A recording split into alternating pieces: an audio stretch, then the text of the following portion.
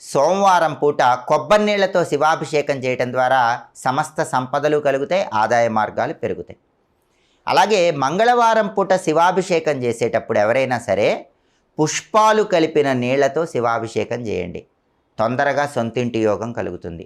భూములు కొనుక్కోవాలన్నా, ఇళ్ళు కొనుక్కోవాలన్నా, పొలాలు కొనుక్కోవాలన్నా, అపార్ట్మెంట్లు కొనుక్కోవాలన్నా మంగళవారం పూట రకరకాల పుష్పాలు నీళ్లలో కలిపి ఆ పుష్ప జలాలతో శివాభిషేకం చేయండి. కుజుడి అనుగ్రహం కలుగుతుంది, తొందరగా గృహయోగం సిద్ధిస్తుంది.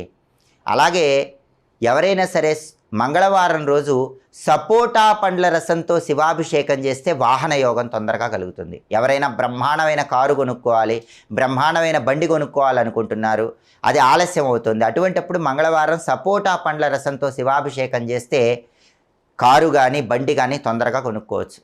శత్రు బాధలు ఎక్కువగా ఉన్న వాళ్ళు ఎవరైనా సరే మంగళవారం పూట ఖర్జూర